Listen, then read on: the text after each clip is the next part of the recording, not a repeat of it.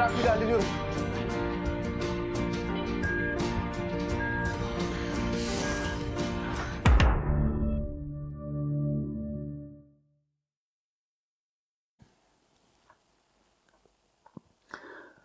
Bugün 1998 senesine bir göz atacağız. Bildiğiniz üzere Aşk 101 dizisi yayınlandı yakın zamanlarda Netflix üzerinde. Dizinin büyük çoğunluğu 1998 senesinde geçiyor. Şimdi 1998 ne kadar retro diyebilirsiniz. Ama şöyle baktığınızda geçmişe, bu özellikle de bu diziyi izlediğinizde sizde bir geçmişe özlem uyandırıyorsa aslına bakarsanız buna da retro diyebiliriz. Gelin hep beraber bakalım neler varmış o zamanlara dair. Şimdi dizide gözümüze çarpan ilk detaylardan bir tanesi geçmişe dair, bu zamanlara dair cep telefonu. Ericsson GH688 var Osman karakterinin elinde.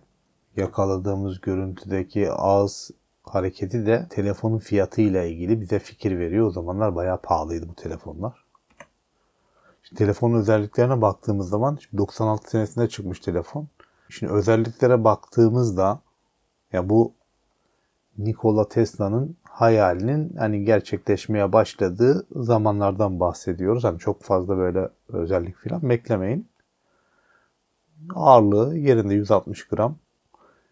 Alfanümerik ekranında gösterebiliyormuş. 3x12 karakter. 36 tane karakter gösterebiliyor. 99 tane telefon defterinde kişi saklayabiliyorsun. Ringtone'ları monofonikmiş. Wireless LAN, Bluetooth, GPS, radyo, USB falan. Yok, dediğim gibi yani Tesla'dan bir adım ötesinden bahsediyoruz. SMS var ama. SMS yani o bir gelişme. Saat varmış, alarm varmış. Konuşma süreleri falan da yerinde. Başka telefonlar da var dizide. Nokia var bir tane burada. Gözüm ısırıyor bu modeli ama yani ben çok Nokia'larla aşırı neşir olmadığım için bir şey diyemeyeceğim buna ve şu telefona. Biliyorsanız yazın bana.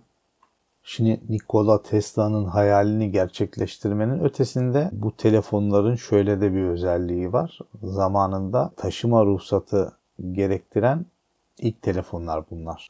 Çünkü silah olarak da kullanabiliyorlardı. Bunu lastik değiştirirken hani takoz olarak araba kaymasın diye kullandığını iddia edenler de çıktı açıkçası. Tabii ki öğretmenler odasının ortamı var. Bu da nostaljik. Gerçi çok nostaljik de olmayabilir. Bilmiyorum, yine böyle ortamlar olabilir. Bol bol sigara içilen fosur fosur. Dizide dikkat ettikleri bir detay da para olmuş. Dönemin parası gerçekten kullanılmış. 500 bin, 1 milyon dizide kullanıldığını görebiliyoruz. Çünkü her şeyin başı para. Yani olmadığını düşünsene, sete getiremediler parayı, kullanamıyorlar. Ne yapacak adam? Ya baba helal et falan mı diyecek? Ya da yaz deftere de ya ay sonunda ben ödesem olur mu filan. Olmaz yani bu. Dolayısıyla hani para olmazsa olmaz, getirecek, koyacak orada, alacak, verecek. Hani o iş olacak. Bu sahnede de Walkman detayını görebiliyoruz. Ya belki 3. sırada önemli bir şey değildi yapımcılar için ki zaten tek bir sahnede yer vermişler Walkman'e. Açıkçası ben yadırgadım bunu. Bir sürü müzik içeren, müzik kullanımının yoğun olduğu bu dizide Walkman'in tek bir sahnede kullanılmış olması yetersiz geldi. Baktığımızda bir diğer sahnede güzel bir detay, atlanmamış bir detay var. Bir eski belediye otobüsü. Bunu tabelasından anlayabiliyoruz. Bahçeköy Beşiktaş 40 BB otobüsüymüş bu. Şimdi burada bir başka detay daha var. Baktığımızda koltuklar farklı. Burada bir de ince bir detay daha var. Arka dörtlü. Beşli. Arka dörtlü değil, beşli. Şimdi her ne kadar Herkes belli bir yaşa geldikten sonra hep gençlere dönüp günümüzün gençliği şöyle ya, yaşlılara yer vermiyorlar filan dese de bu 98'de de 94'te de durum aynıydı. Bu sahnede de gördüğünüz gibi arka koltuklarda oturan arkadaşlar bir yan taraflarına böyle yığılmış. Allah'tan o saatte de yaşlı filan yok da hani herhalde diyorlar lan gelirse birisi filan diye. Durum öyleydi yani o zamanlar. Biz de yaptık, yapmadık değil. Tabii yine bu sahnede önemli bir detay şu. Akbil. Bu detayı unutmamışlar. Otobüsü bulunca Akbil'i de bulmuşlar demek ki. Yani güzel olmuş bence. Ki bunu önemsemişler İstanbul'u anlatırken diye düşünüyorum.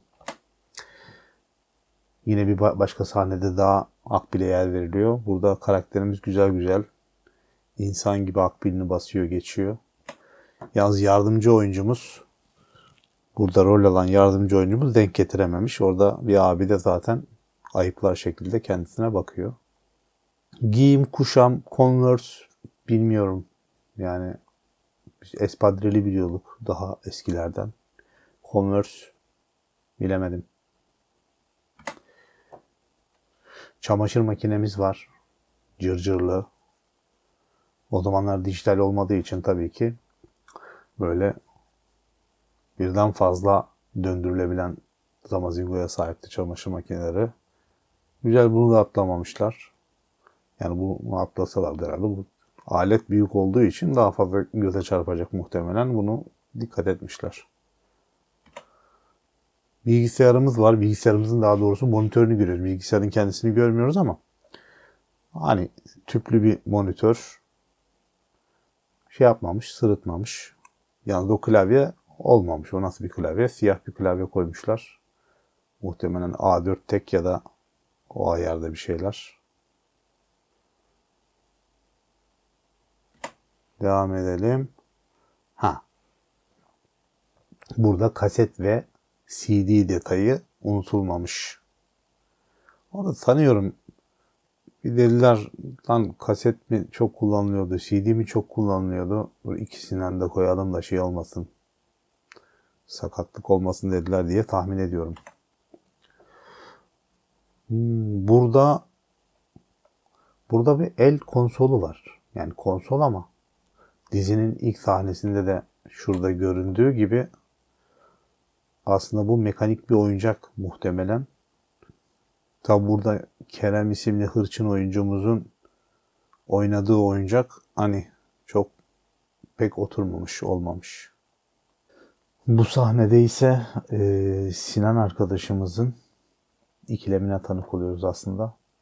Arkadaşın Rubik kübü de var, solo testi de var. Şimdi solo test riskli bir oyuncak aslına bakarsanız. Bunda geri zekalı falan çıkabiliyorsunuz. Şimdi Rubik kübü aldığınız zaman iyi kötü yani yapamazsanız da bir oynadığınızda falan şey derler ki hani bu çocuk zeki herhalde, bak Rubik küple oynuyor falan. Solo test öyle bir oyuncak değil, hani orada mal da çıkıyorsun, gerizekalı da çıkıyorsun. Bu yani ilk bu evde geçen sahnelerde görmemiştim ben açıkçası. Sonradan çıktı herhalde. Set ekibinden birisi de bu da olsun ya dedi, koydu oraya. Yine aynı şekilde oraya bir dürbün de koymuşlar. Onu da bilemedim yani, dürbünü olabilir belki daha sonra flashback falan araları doldururken o dürbün bir işe yarıyordur. Olabilir. Özellikle bu klasörlerin öğrencilerin kullandıklarının bir adı var mı diye merak ettim, araştırdım falan da öyle bir adları da yok. Ya eskiden çok popülerdi bunlar, özellikle dershaneye giden insanlar arasında. İnsan demeyeyim de çocuklar arasında. Şimdi o kadar kullanılmıyordur diye tahmin ediyorum. Şu böyle Ekşi Sözlük'te baktığımda başlık var. Okula klasörle gitmiş efsanevi nesil. Yani nasıl efsane oldu açıkçası onu ben çözemedim. Klasör detayı da unutulmamış. Bir başka sahnede de Beşiktaş'taki vapur iskelesini görüyoruz. Burada da bir telefon kulübesi kondurmuşlar. İskele herhalde bugünkü iskeleyle aynı muhtemelen. Telefon kulübesi evet biraz daha eskilerden gelen bir obje. O senelerde var mıydı? Muhtemelen varmıştır. Çünkü herkesin cep telefonu falan yoktu. Yine öğretmenimizin bir sahnesinde radyolu alarmlı saat görüyoruz. Hani uyandığınızda çat diye vurduğunuz. Ya hala da kullanılıyor bunlar ama tabii eskiden herhalde bir kullanımı biraz daha yaygındı. Şimdi insanlar cep telefonundan alarm kuruyorlar. Bu cihazlara çok fazla ihtiyaç duymuyorlar. Bu da kokoreççide geçen sahne. Açıkçası hani burada ben o şişeleri biraz retro niyetine gözüme kestirdim. Çünkü biz o şişelerden zamanda boza içiyorduk. Çok da şu aralar mesela gözüme çarpan bir obje değil. Belki hala kullanılıyordur. Şimdi yapımcıyı hani yönetmeni falan düşündüğünde de 98 senesinde bu sahneyi çekince adamın içtiği ayranın bıraktığı leke farklı olmayacağına göre herhalde şişeyi oraya koydular diye düşünüyorum. Bilmiyorum.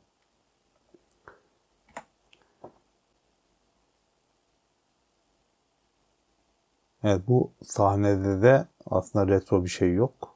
Burada biraz kafalar karışmış sadece. Hot dog artı K harfiyle kola 200 bin. Hot dog artı C harfiyle kola 250 bin. Ya acaba biri Pepsi, biri Coca-Cola filan reklamda olmasın ama şimdi yine durumu anlatalım. Bak o zamanlar arada fiyat farkı vardı mı demek istiyorlar. Açıkçası bilemedim. Sosisli ayran 100 bin. Aa, güzel. Şimdi dizide olanlar kadar olmayanlar da var aslında. Yani 98 senesinden bahsediyoruz ki ondan 5 sene önce 93 senesinde Türkiye'ye internet geldi üniversitelere. Bundan 2-3 sene sonra 96 senesinde falan Türkiye'de internet yaygınlaştı. O zamanlar bilgisayar sahibi olmak da çok zor değildi. Hele 98 senesine geldiğin zaman bu daha da normalleşmiş durumda olması gerekiyor. Hem internetin hem bilgisayar kullanımının. Ama bir çevirmeli A sesi, bir modem sesi duymadık dizide. Hani duyabilirdik ki bunlar liseli gençler. Bünyede dolanan kanın debisi de yüksek. Hani bir internet kullanabilirlerdi. Ne bileyim chat yapar bir şey yapar. Yok hani Sinan Gencemizin zaten hani varlık içinde yokluk gibi bir durumu var. Yalıda yaşıyor çocuk ama hani CRT TV bile açmıyor adam.